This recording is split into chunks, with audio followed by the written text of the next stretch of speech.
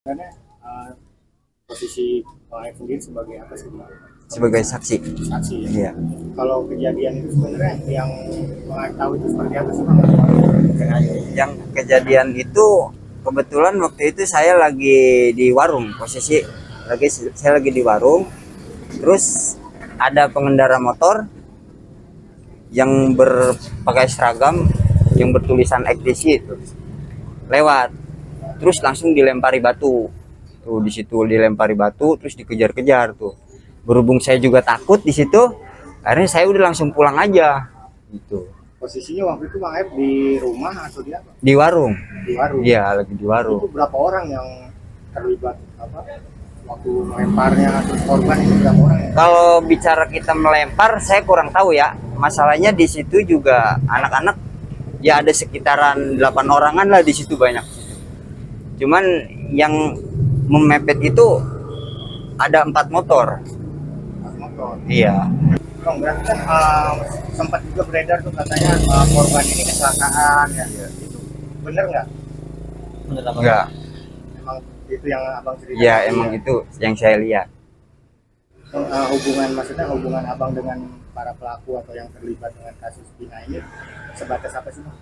Nggak ada sebatas teman, nggak ada. Emang saya tahu aja itu anak-anak sering nongkrong di sana di depan bengkel saya. Oh, emang ada tongkrongan? Iya di situ.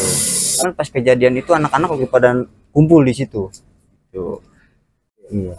Udah begitu saya tahu begitu, berhubung saya juga takut, akhirnya saya pulang. Tapi Ke bengkel. belum tahu Bang ada 2 korban yang meninggal pada saat kejadian di Cirebon itu. Belum, Belum tahu. belum tahu. Tapi posisi si korban ini sama temennya juga atau dia sama satu motornya nggak? Yang saya lihat satu motor. Satu motor aja. Tapi sama siapa korban ini nggak pernah ngelihat dia nongkrong juga di situ. Nggak pernah. Nggak pernah ya? Nggak pernah tahu.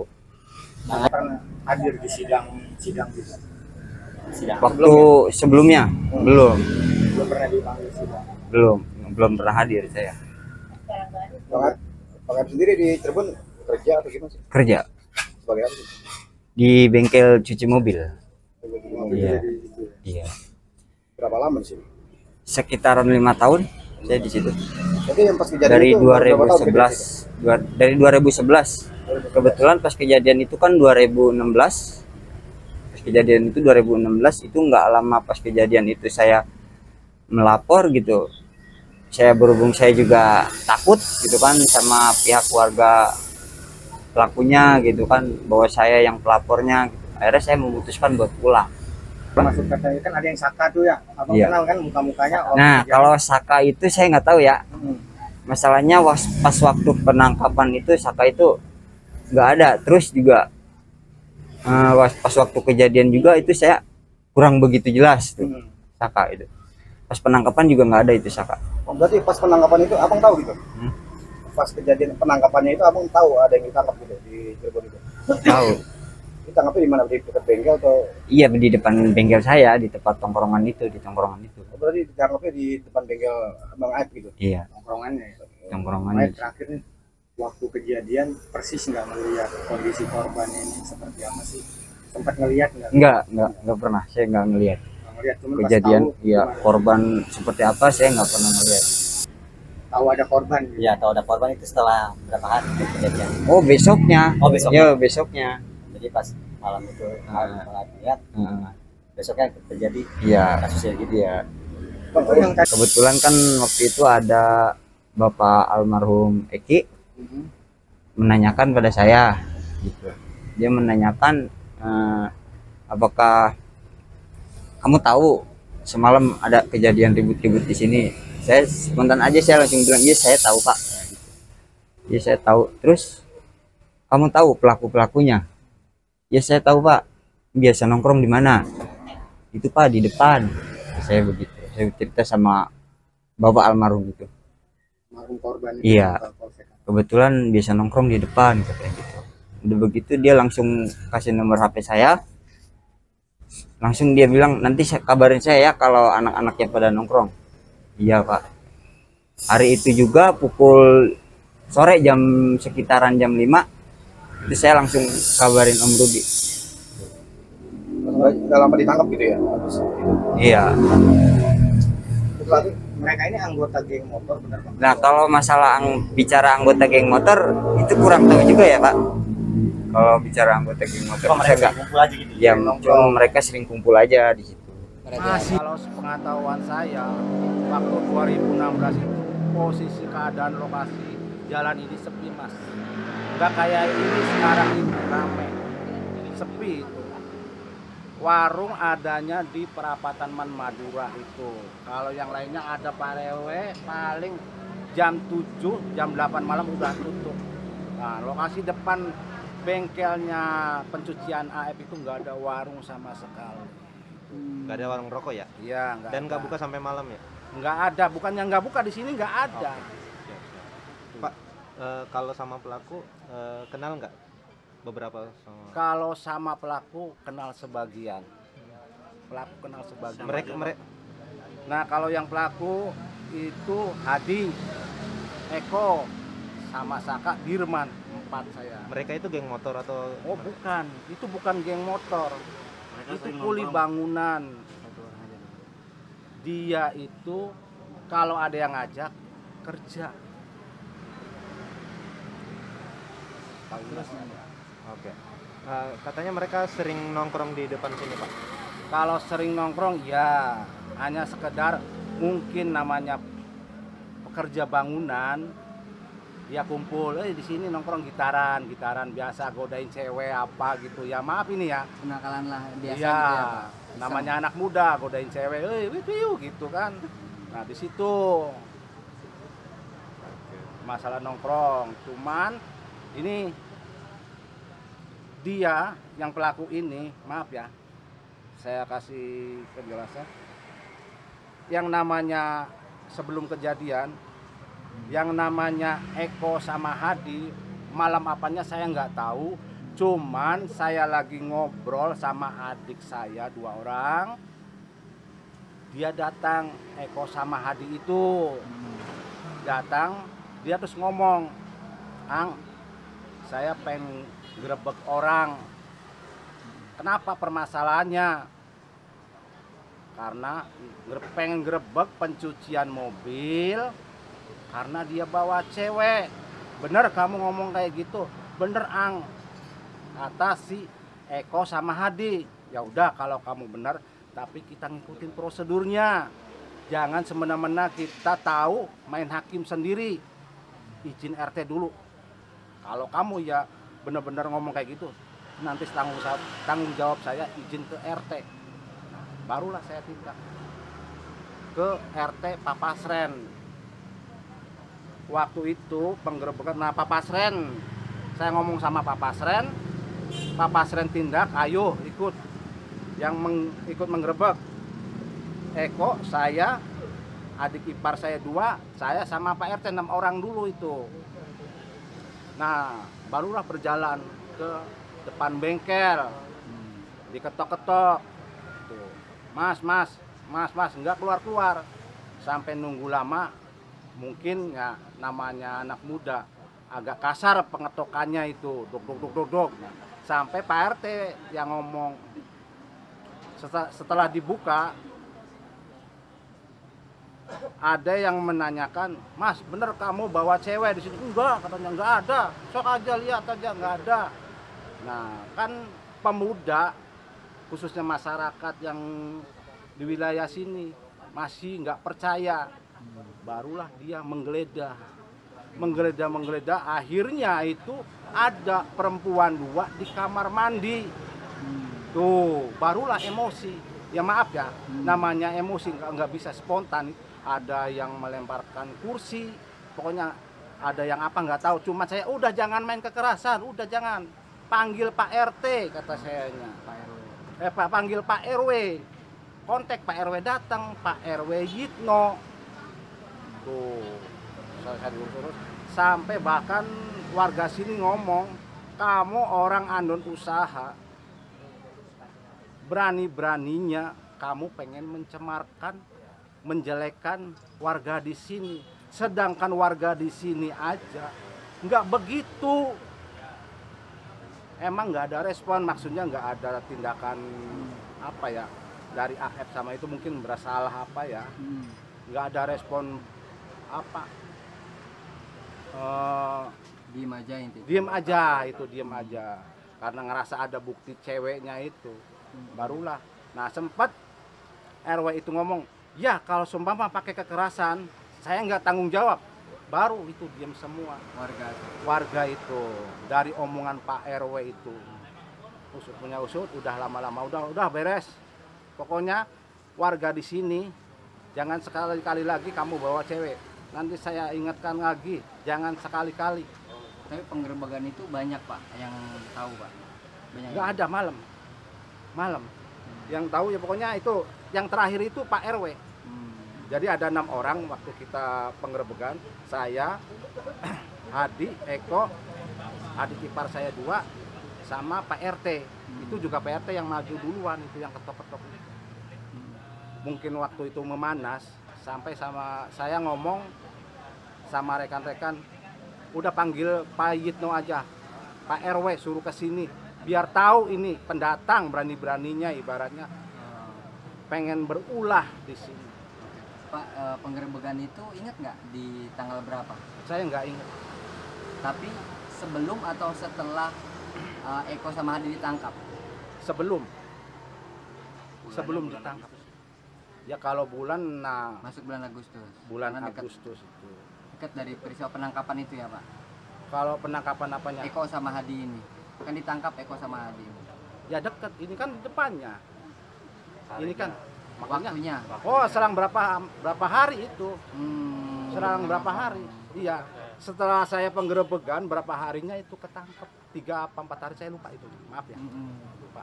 Jadi Bapak menilai bahwa Eko sama Hadi ini bukanlah geng motor Pak. Bukan, itu bukan geng motor. Karena segala apa-apa, Bang Ang kemana, jadi saya itu sopan, biarpun saya orang tua merasa dihargai lah gitu sama. Dan akhir-akhir ini sama AF ini hadir ke permukaan setelah dia dimintai keterangan polisi ya Pak. Mm-mm. Si AF ini yang menyatakan bahwa melihat adanya geng motor dan lain sebagainya ya Pak.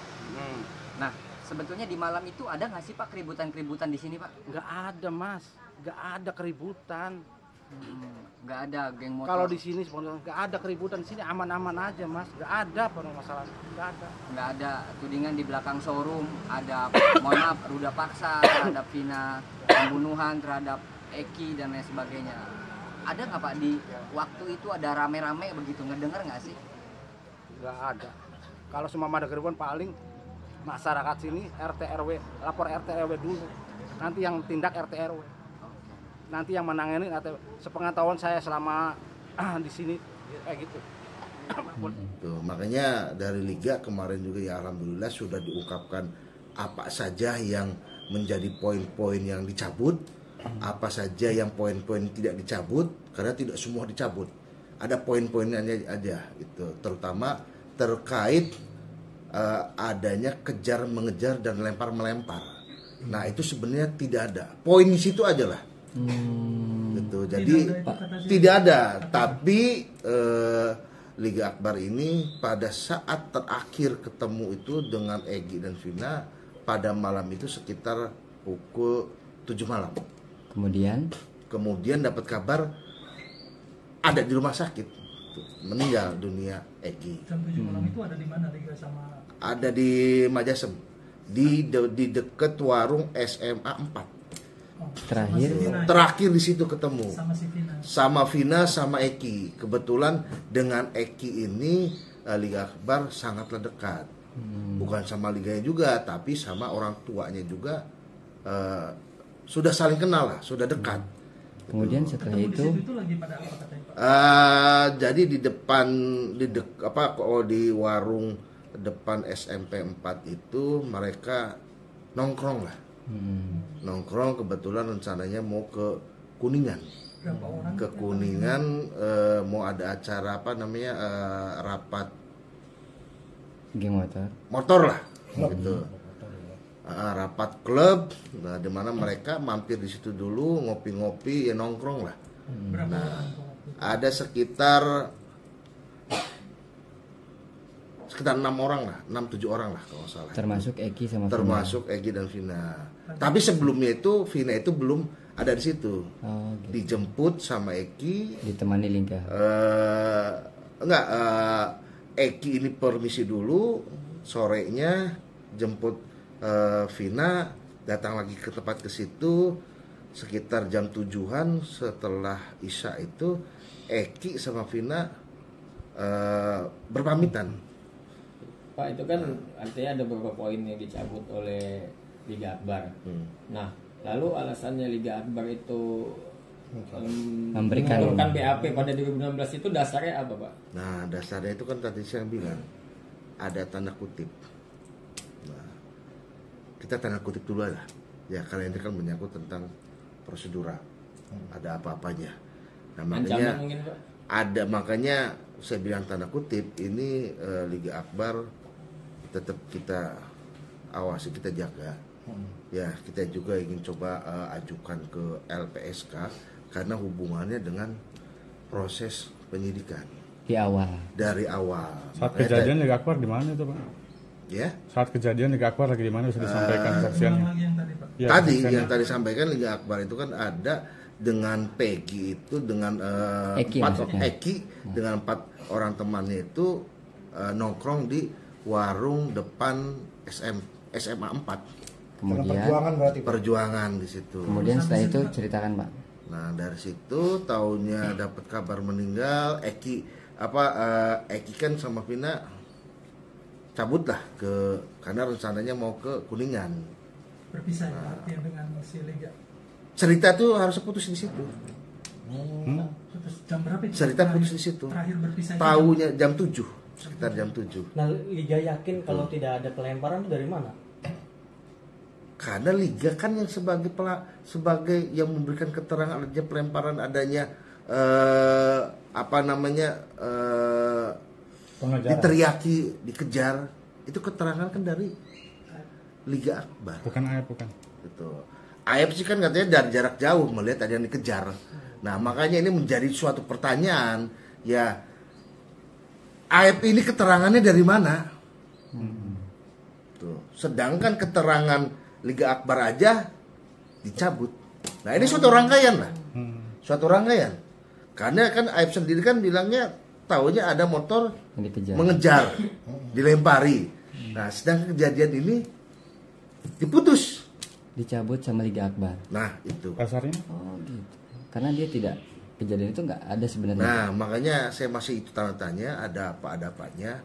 Dari kesimpulan itu aja kan ini sudah ada pengkondisian, ada yang mengarahkan Dari awal. dari awal. Makanya yang jadi catatan dari Liga Akbar ini awalnya tidak mau menandatangani berita acara pemeriksaan waktu itu. Cuman apa boleh buat, ada sesuatu jadi dia menandatangani dan tidak paham kalau di pengadilan bisa dicabut. Ketidakpahaman lah, hal-hal yang sangat wajar lah, orang tidak tahu sehingga mengikuti apa yang alur di BAP. Posisi waktu itu saya itu tiap sore itu saya ada di Polsek Talun ya. Jam 8 itu saya udah standby di Polsek Talun karena waktu itu 2016 itu di jalan tol Beoper ya, Talun ini sering terjadi pembegalan atau penjamretan orang-orang yang baru pulang kerja. Sasarannya ya ibu-ibu atau cewek, sasarannya begal itu. Jadi karena saya merasa wilayah kita nggak nyaman ya, saya tiap jam itu keliling muter, Pak. Jam 9 pertama keliling aman.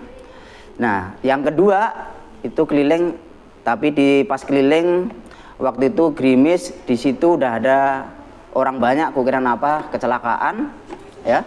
Kecelakaan, ternyata benar, saya langsung muter ke atas ke tengah, ternyata benar di situ udah ada tergeletak 2 korban. Itu. Kondisinya ya seperti yang saya sampaikan tadi, yang paling bawah laki, agak maju lagi kurang lebih 4 meter atau 5 meter itu perempuan, motor lagi ada kurang lebih 6 meter ada di atas. Meninggal. Posisi yang laki saya pegang, saya tanya, Dek, itu sudah nggak jawab. Langsung saya vonis, wah ini udah meninggal. Saya ambil helm. Helm itu karena apanya ikatannya itu nyekik ke leher, ya. Saya copot, wah ini udah bener udah meninggal. Saya langsung fokus berdarah. Banyak darah itu banyak dan ngalir ke Dari mana? dari kepala, dari badan, dari mana. Nah, pokoknya sekujur tubuh itu dulu tuh banyak lukanya, Pak. Dari 2 korban itu. Dari dua korban itu. Saya langsung fokus ke perempuan. Karena dia minta tolong tuh. Iya Dek, aku bilang sabar ya, mobilnya lagi meluncur ke sini, nanti dibawa ke rumah sakit. No. Iya tolong. Gak lama kemudian mobil itu datang, baru kita evakuasi ke rumah sakit Gunung Jati. Itu ngangkat korban itu juga bertiga aja sama anggota polisi dan saya. Kondisi perempuan itu katanya celananya tuh melorot. Betul. Sebelum saya angkat ke sana itu, saya datang ke situ tuh sebelumnya ditutupin jaket itu ya. Rok itu tuh nyilak ke sini dan kemaluan itu kelihatan.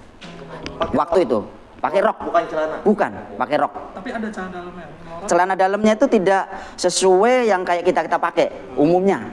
Melorot ya di sini. Celana dalamnya tuh. Paha ya, Pak, ya? Di paha, ya. Ditutupin sama siapa, Pak? Saya naikin celana itu saya naikin, tapi nggak pas, nggak sesuai kayak itu, tapi udah naik gitu. Udah itu langsung saya tutupin lagi pakai jaket. Tutupin saya, nutupin. Ada luka di bagian mana itu Pak perempuan, Pak? Waktu itu kaki apa tangan yang patah yang mana ya? Kaki kanan apa ya? Apa tangan ya? Waktu itu banyak Pak, lukanya itu banyak. Ada luka robeknya, Pak. Luka robeknya itu kayak itu ada Pak, ada cuman saya dulu itu sendiri ya, ngobrol sendiri sama istri sampai rumah ya. Saya habis nganterin dari rumah sakit Gunung Jati, saya pulang, Mak, jatuh kayak gitu, motor tidak apa-apa tapi banyak luka ya Mak ya. Kalau orang jatuh umumnya paling kan besot-besot bleret dan patah ya Mak ya, itu mukanya nggak laki nggak perempuan, lebam semua kayak habis disiksa, dipukul, di apa gitu, itu tuh. Banyak luka gitu loh. Nah, Ekinya sendiri lukanya di mana aja Pak? ekinya dari pala ada, Pak, dari Kepala itu kan pakai helm. Pakai helm. Ya makanya saya copot tuh darahnya banyak Pak waktu itu tuh. Darahnya tuh banyak. Nah, mau berangkat diangkat tuh helmnya juga masih tak pakai, cuman udah nggak dicopot ikatannya. Tak naikin mobil pun, saya mobil sampai Gunung Jati masih pakai helm karena buat takin di mobil. Darahnya mengalir dari balik helmnya. Iya, betul banyak. Terus selain di kepala apa lagi Pak? Laki-laki. Yang laki-laki karena pakai celana ya Pak, pakai celana panjang ya, pakai celana panjang nggak kelihatan Pak barang itu apa. Cuman yang jelas luka parah aja gitu aja. Mukanya juga banyak. Banyak Pak, udah lebam-lebam semua. Itu kan informasinya ada sperma Pak di bagian atas kemaluan. Aduh nggak tahu ya Pak, kesananya nggak ngerti ya, karena posisi malam dan hujan, ada itu dan enggaknya saya tidak tahu. Yang jelas saya nolong pertama itu tahunnya juga kecelakaan laka lantas dan celana saya benerin. Tadi melorot juga celana itu Pak? Iya, di sini, di atas ini saya naikin, udah itu saya tutup lagi pakai jaket itu. Karena banyak sekali pengguna jalan yang arah ke kabupaten itu pada berhenti semua ngelihat tapi nggak ada yang nolong, yang bantuin itu nggak ada. Kondisi tadi kan 2 orang itu diceritakan. Kondisi motornya gimana Pak? Kondisi motor nggak rusak, nggak apa. Dinaikin dari sini ke Polsek juga masih. Jaraknya berapa meter dari si korban? Kurang lebih dari si Pina ya, dari Pina 5 meter 6 meteran. Motor itu. Kalau dari laki-laki berapa meter? Dari laki-laki ya kurang lebih 10 meteran bisa ada, 10-11 meter. Jarak antara laki-laki apa sama si Pina? Si laki-laki sama Pina 5 meteran. Itu waktu itu motor apa Pak? Jelasnya Pak? Motor perempuan Vario apa Mio ya dulu ya? Matic. Itu foto yang sama, foto yang itu kan dekat-dekatan Pak. Pastinya beda atau sama Pak? Salah. Itu salah. Yang benar seperti apa? Ya yang itu tadi, yang di bawah si laki si laki, si perempuan itu dari trotoar ya, dari trotoar yang tengah itu kurang lebih ke tengahnya itu 2 meteran perempuan. Dari laki 5 meter jaraknya, cuman dari trotoar ke jalan itu 2 meteran. Tapi dipastikan benar kalau itu orangnya, Pak. Kurang begitu paham ya kalau yang dipoto situ ya. Tapi kayak perempuannya itu kayaknya sih benar. Tapi cuman dulu si lakinya itu pakai jaket, kenapa itu nggak pakai jaket gitu loh. Apa perempuannya benar ya? Betul.